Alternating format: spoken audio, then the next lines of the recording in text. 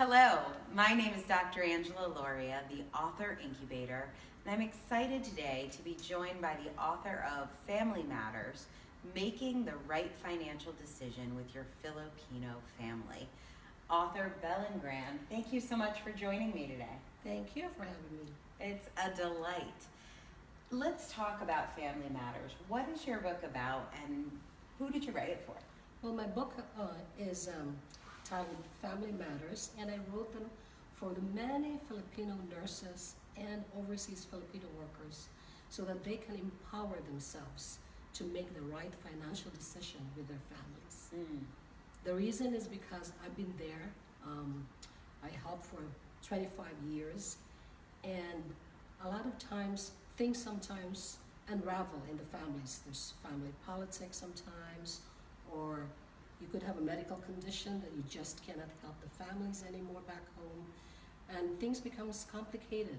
And so Did you grow up in the Philippines? yes, So you grew up in the Philippines, came to the U.S. as a nurse, as a nurse, and then it probably felt when you first moved to the U.S.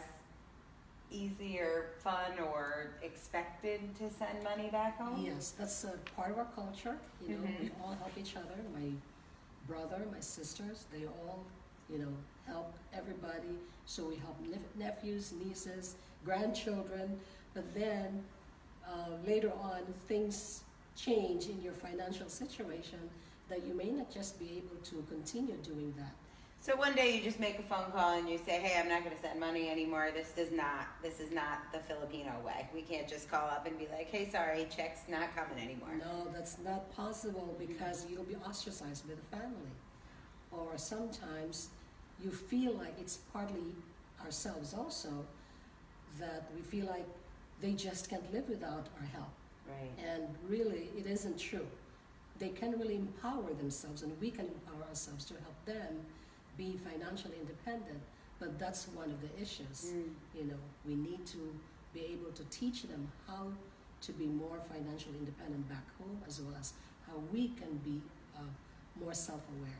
Do you feel like there are cultural aspects of like living in, let's say, the United States that are different, that's just like hard to understand if you don't live here? Like how our healthcare system works, or how our bills work, or how credit ratings work here, that like it's hard to explain? Yes, that's part of the cultural gap, because what happens is, back home in the Philippines, now again, we have a servant's heart. We all want to help. But what happened is that sometimes they don't understand that we also have to pay our bills in dollars. And Right. and it's just a Google It sounds search. like so much money. You're making $50,000 a year. Exactly. Wow, you could do anything. Yeah, But it's $50,000 a year. If you multiply by what, $40, or for each dollar, you're a millionaire. yeah, I was going to say you're a millionaire. Woohoo! So you should be able to buy us a car, help us with build a house. iPhones for everyone. iPhones for everyone, but they don't realize that our mortgage here is in dollars, and our medical insurance, like for example in my situation, is more than $1,000 a month Yeah, for private insurance, and so that's where the gap happens. So I think with many cultures, there are some things that just aren't discussed, and money is probably sex and money are probably at the top of the list, right? We're just not going to talk about this. How did you decide you wanted to share this message, knowing that this is probably something that's not really talked about a lot? That's exactly what it is. It is a taboo in our culture. And like again, you'll be ostracized if you even complain about it, because you're in America, you really should be able to help everybody. And when you reach a certain age, like for example, my age, when I reached 50s, I started asking myself, well, until when are they going to be financially independent? Because I've helped nephews, nieces, brothers. And it turned out that a lot of my friends had similar situations. And I started thinking there has to be a reason how to solve this dilemma, because family dramas happen everywhere. And I have people or friends that I know that they haven't talked sometimes to their families for 2 years, especially when the money is cut off. And so I said I have to delve further into this dilemma. And I really wanted to share what I've learned over the past few years. It's such a gift to share this, because I do think most people would just be like, let's shove it under the rug and not talk about it. What do you think is the biggest mistake? Someone who is here, they're sending remittances, they're feeling strapped here. What do you think is the biggest mistake that they make? I think it's staying the status quo, meaning not asking themselves, how can we solve this situation?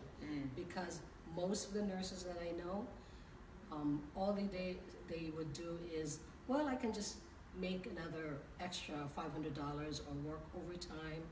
But when they reach their 50s, they can no longer work overtime for 5 days a week.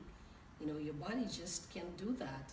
I mean, maybe some can, but you know, you just have to start thinking and asking yourself, is there something that I can do? You know. And is there like a starting point? Is there's one thing, if somebody's thinking about this and they haven't taken that first step, what's a tip that you might share? Well, it's really more self-awareness. It's really being aware of what is it that's causing this situation. Because part of it is sometimes it's us, our own ego. What happens is partly we want to please our family back home in the Philippines. Because can you imagine if you go home and if you stop helping families, you will no longer be part of, you're not Do you think there's any like guilt of, I get to live here, or? That is part of the situation, because you're there, you're privileged and you should help all of us. The other thing is also, we grew up, there's also the gratitude aspect of it. We forget about gratitude, that we can also bring in more abundance by having this gratitude. But I know that's a little, we're gonna get further into that. But that's another thing that, we can discuss about. And so if somebody wants to talk to you about gratitude, or maybe some of the deeper, the kind of the top level tip is start being more aware, but there's obviously a lot of complexity here. How can they get in touch with you? Sure, they can contact me through familyabundancecoach.com. Familyabundancecoach.com. Family matters. Abundance, that's what you want to be abundant. Coach.com. Love that. Fantastic. So Belen Grand is the author of Family Matters: Making the Right Financial Decisions with Your Filipino Family.